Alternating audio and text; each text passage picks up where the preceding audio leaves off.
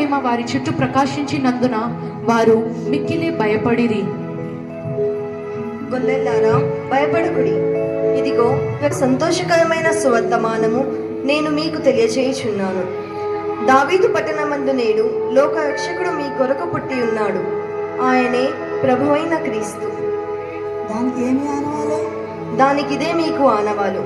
ఒక శిశువు పొత్తిగుడ్డలతో పడుకొని ఉండుట మీరు చూచెదరు.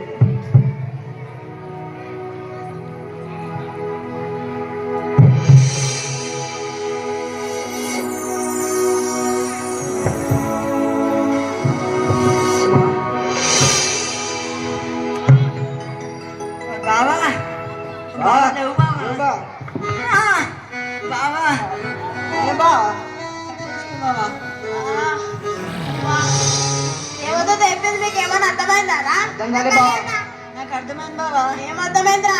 మన కొరకు లోక రక్షకుడు పుట్టినంత బావా. ఎక్కడ్రా? బెత్లెహేంలో బావా. పోదామా? అన్నాడు. బాబా, నాకు ఈ శుభ సందర్భంలో ఒక చిందేలా ఉంది బా. ఏదో పదరా. సరే బావా.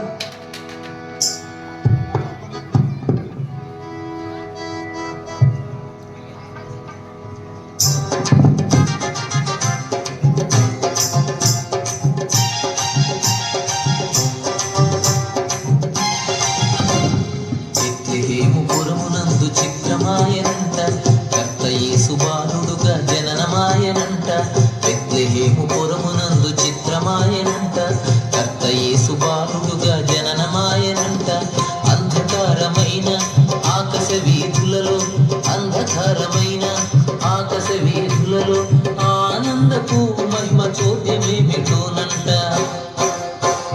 బెత్లెహేము పురమునందు చిత్రమాయనంట, కర్త యేసు బాలుడుగా జననమాయనంట.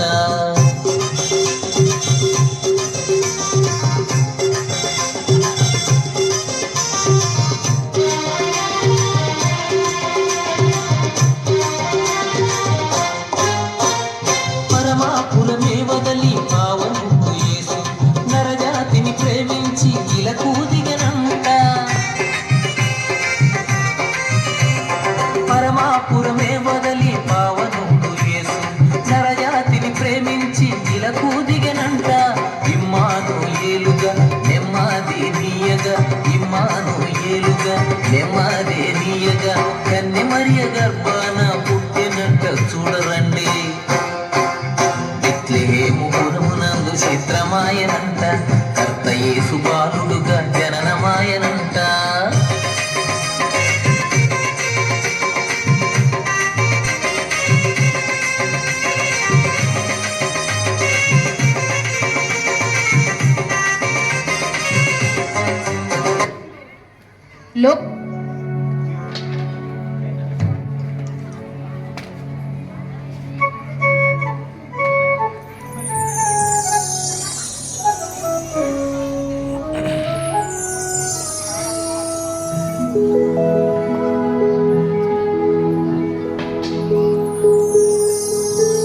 మరియా తన తొలిచూలు కుమారుని కని పొత్తిగుడ్డలతో చుట్టి సత్రంలో వారికి స్థలము లేనందున ఆయనను పశువుల తొట్టెలో పరుండబెట్టెను.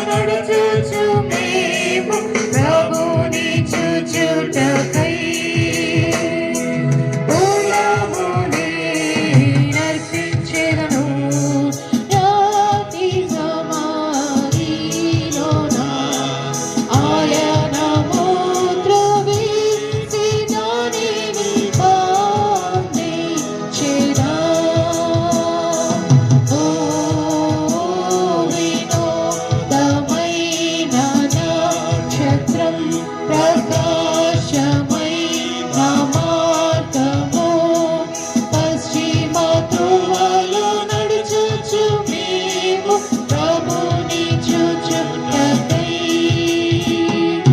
సాంబ్రాణిని నర్పించెదను శిశువుకు ధూపము వేయుటకై కొండలు నదులు ఇరులు దాటుచు ప్రభుని చూచుటకై ఓ వినోదమైన నక్షత్రం ప్రకాశమై నా మార్గము పశ్చిమ త్రోవలో నడుచుచు మేము ప్రభుని చూచుటకై. తూర్పు దేశపు జ్ఞానులు నక్షత్రమును చూచి అత్యానంద భరితులై ఇంటిలోనికి వచ్చి తల్లి అయిన